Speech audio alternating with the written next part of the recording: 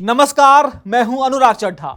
Inside with अनुराग में आपका स्वागत है। दोस्तों, राजभर एनडीए गठबंधन तोड़ देंगे और उनका साथ देंगे आजम खान। जी हां, यह सवाल आज उत्तर प्रदेश की सियासत के गलियारों में सबसे ज्यादा गूंज रहा है।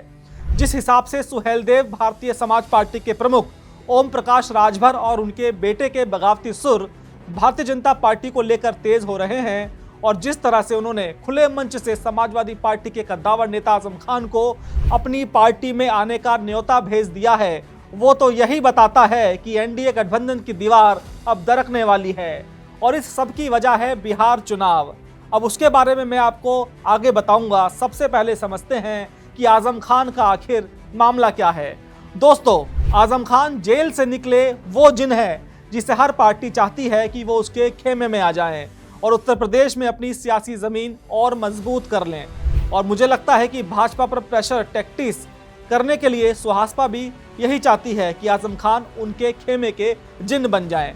और इसी के चलते बलिया के एक कार्यक्रम के दौरान सुहासपा के राष्ट्रीय प्रमुख महासचिव अरविंद राजभर ने आजम को अपनी पार्टी का न्योता भेजते हुए कहा कि उत्तर प्रदेश को आजम खान जैसे जन नेता की आवश्यकता है। पिताजी के ठीक होते ही हम रामपुर जाकर उनसे मुलाकात करना चाहते हैं। अगर वो हमारी पार्टी में आना चाहें तो हम उनको बहुत सम्मान देंगे। ऐसे नेताओं का बायकॉट बिल्कुल नहीं करना चाहिए। बात सिर्फ यही नहीं रुकी। अरविंद राजभर ने सीधे सीधे अखिलेश यादव पर भी निशाना साधते हुए कहा कि आजम खान सीतापुर जेल में बंद थे, तब अखिलेश ने कहा था कि उन्हें साइडलाइन करना है क्योंकि वो मुस्लिम वोट के लिए सिरदर्द बन गए हैं। अब ऐसे में सवाल उठता है कि क्या आजम खान वाकई समाजवादी छोड़ने पर विचार कर रहे हैं? अगर हम हाल की घटनाओं को जोड़कर देखें तो तस्वीर काफ़ी हद तक साफ हो जाती है। आजम खान ने अपने बयानों और मुलाकातों में यह साफ संकेत देना शुरू कर दिया है कि उन्होंने अपने सारे दरवाजे बंद नहीं किए हैं। आजम खान ने अखिलेश से मुलाकात के बावजूद बहुजन समाज पार्टी की प्रमुख मायावती के पक्ष में बयान दिया, जिसे राजनीतिक गलियारों में आजम का अखिलेश पर दबाव बनाने और यह दिखाने की कोशिश के रूप में देखा गया कि उनके पास दूसरे भी विकल्प मौजूद हैं। इसके बाद बसपा सरकार में मंत्री रहे और हाल ही में सपा छोड़कर आए स्वामी प्रसाद मौर्य ने भी आजम खान से मुलाकात की।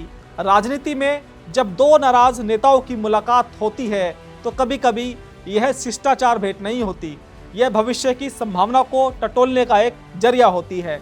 इसके साथ ही रामपुर सांसद नदवी का आजम पर खुलकर बरसना और किसी सपा नेता का उसमें दखल न देना भी कहीं ना कहीं इस बात पर जोर देता है कि आजम खान का रसूख सपा में अब खत्म हो रहा है। और यही कारण है कि सबको लग रहा है कि आजम खान का मन समाजवादी पार्टी से भर चुका है। अब सवाल यह है कि अगर आजम खान और ओम प्रकाश राजभर एक साथ आते हैं तो उत्तर प्रदेश की राजनीति पर इसका असर क्या होगा।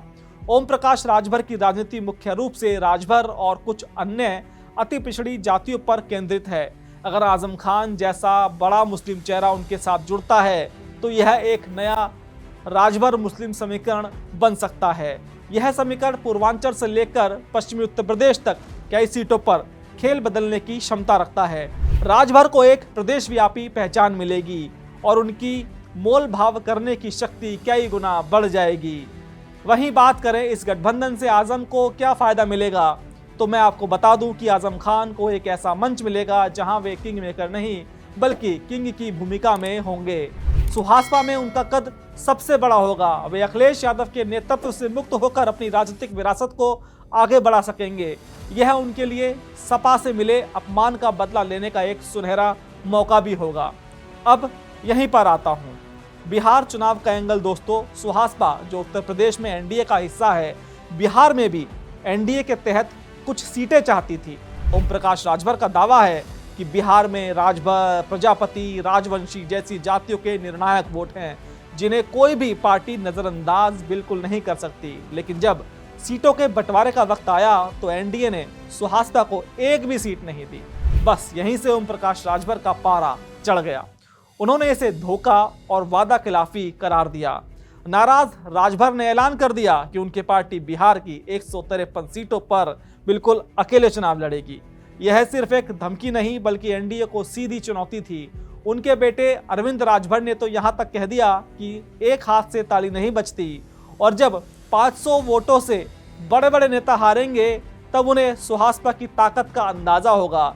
यह बिहार का गुस्सा ही है जो अब उत्तर प्रदेश की राजनीति में एक तूफान लाने का कारण बन रहा है। राजभर ये साबित करना चाहते हैं कि अगर एनडीए उन्हें सम्मान नहीं देगा तो वे न केवल एनडीए को नुकसान पहुंचाएंगे बल्कि अपने लिए नए रास्ते भी बनाएंगे और इसी नए रास्ते की तलाश में उनकी नज़र पड़ी है आजम खान पर।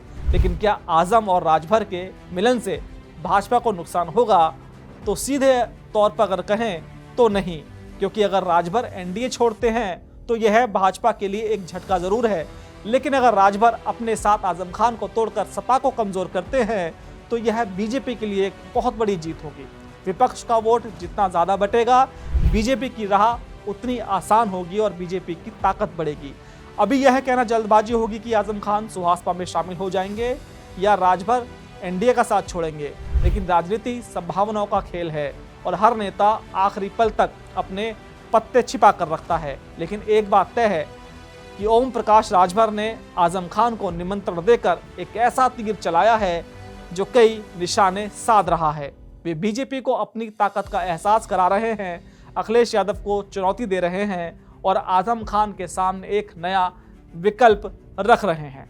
दोस्तों, मेरा ये विश्लेषण आपको कैसा लगा कमेंट बॉक्स में ज़रूर लिखकर बताइएगा। साथ ही साथ मेरे चैनल को सब्सक्राइब करना बिल्कुल मत भूलिएगा। तो दोस्तों, फिर आपसे मुलाकात होगी किसी दूसरी खबर के साथ। नमस्कार।